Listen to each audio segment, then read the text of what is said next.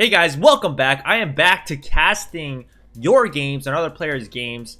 And for this video, I want to just kind of pick out the games that have the cyber wheel in it. It is a unit that I can't use yet because, of course, being a high rank and this unit just coming out, it's not at the level where it should be for me. So I'm going to watch the other players here using the cyber wheel. And let's see how these matches go. So in this first match, it's going to be Stark from Terminus versus Shukit from Affenfelsen. And you can see clearly that Stark has very high level units. He's got level 13 units. They're pretty much maxed. While Shukit has mainly level 10 to 11 units here. And they're both going to start off with a Harvester here. Let's go back to the Shukit side here. Now he's going to go start off right into that Cyber Wheel because he's got a Cyber Wheel opening. But he has infantries as well. Now he sees Stark going for double Harvesters.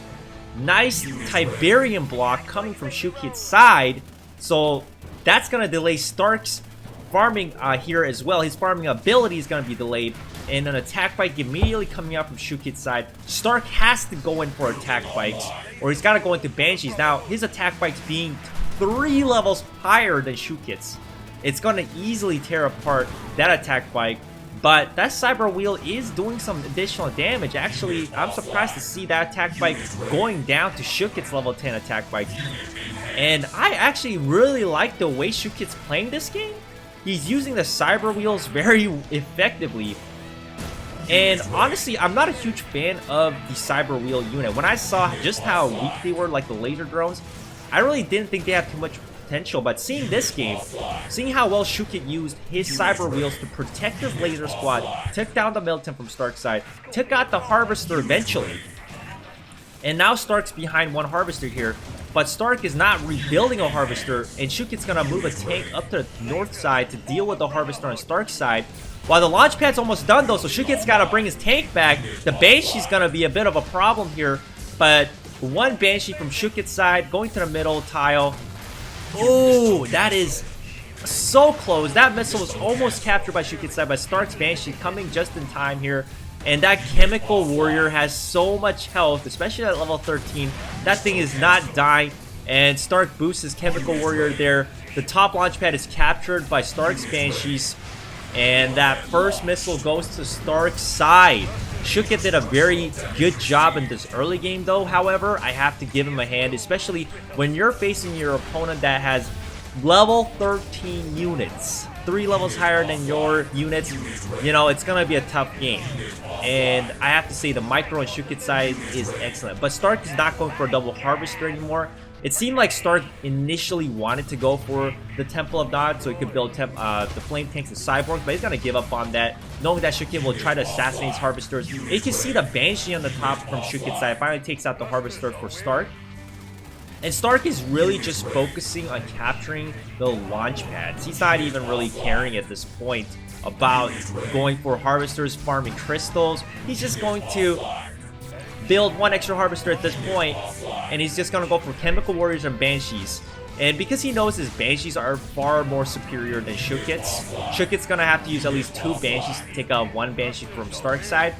Stark knows he has a huge level advantage here, and that's what he's really doing. And there's no more Cyber Wheels coming out, except for that initial play there. Because, of course, oh, there's a Cyber Wheel finally coming out here. Of course, Cyber Wheels are going to die to Banshees, but they can do relatively well against Chemical Warriors as they are vehicle units. And now it's just a fight of Banshees versus Banshees. And I don't know how Shukit's going to come through on this.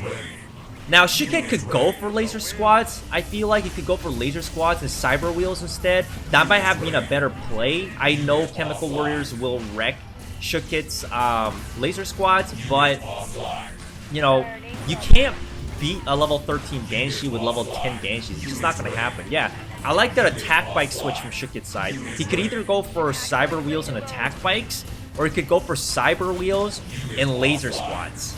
That's what I feel like he should be doing. Definitely not going for, definitely not building the Flame Squad is the right choice, because his Flame Squads are, what, level 10, I think? Or was that level 11? So they're not going to beat the Chemical Warriors. So I think, honestly, Shukit was playing the game very strongly in the early beginning here. Eventually, he just got out-leveled by Stark's level 13 Banshees. and there was no way you could deal with those Banshees very easily. But I think it should get gone for bikes and CYBERWHEELS much earlier, or CYBERWHEELS and laser squads, instead of just spamming Banshees. Trying to beat level 13 Banshees with level 10 Banshees would have definitely had a better time. But I'm impressed with some of the CYBERWHEEL play here, some of the CYBERWHEEL strength. I definitely think the CYBERWHEEL is better than I initially thought. Alright guys, this will be the second game we have now. It's Midnight Nation from Most Wanted versus Heisenberg from Terminus Shores. And you can see they have relatively similar levels on their units.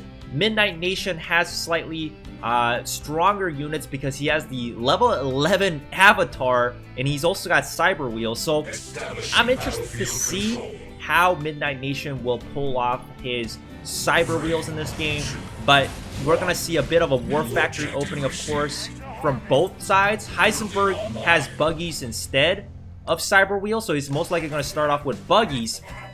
And they both go for a War Factory here, as I expected. It's going to be a War Factory opening. And Midnight Nation can go for that avatar if he secures 1 or 2 Harvester kill against Heisenberg.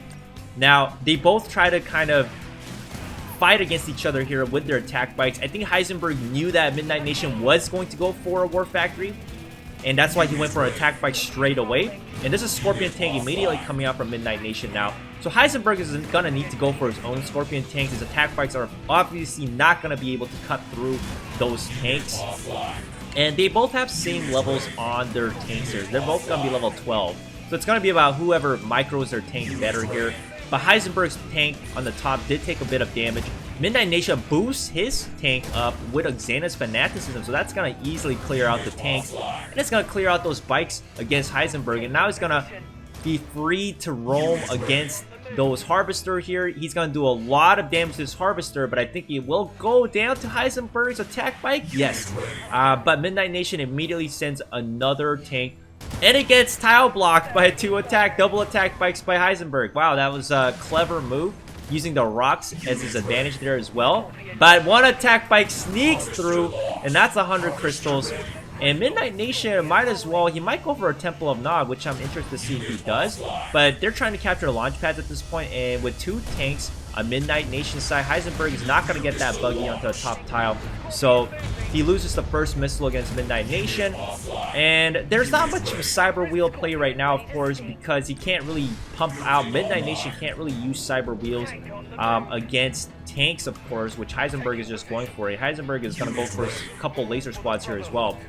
And, oh, there is a CYBERWHEEL now coming out from Midnight Nation. And I think CYBERWHEELS are relatively still weak against laser squads. You can see how fast that thing died. It only killed 1 squad member from that laser squad. So Midnight Nation is going to switch it up with militants. Like I said, I think the CYBERWHEELS are pretty much the same as laser drones. They will die very fast. But, you know, they're just like sort of like war dogs where they do some damage to infantry units. And they make a good scouting unit because they're pretty fast, I guess. But right now, Heisenberg's got a pretty good control on the missiles here. And Midnight Nation does lose his Harvester here as well. But there is the Avatar coming out because Midnight Nation's got the 250 crystals farmed out. And the second missile goes to Heisenberg. And that Avatar boosted up is super strong. You know, once the Avatar is out, it is so hard to stop. Avatar, just like the Mammoth Tank, they're extremely strong. And I think they're, hands down, of course, the best Tech Lab and Temple of Nod unit. Boosted with Fanaticism. Look at how fast that flamethrower damage does to Heisenberg's base. And there's no way those tanks are going to be able to beat that Avatar fast enough. And that Scorpion Tank spam! The train of Scorpion Tanks is going to do absolutely nothing here. And honestly, I think the Avatars and Mammoth Tanks are a little bit too strong right now.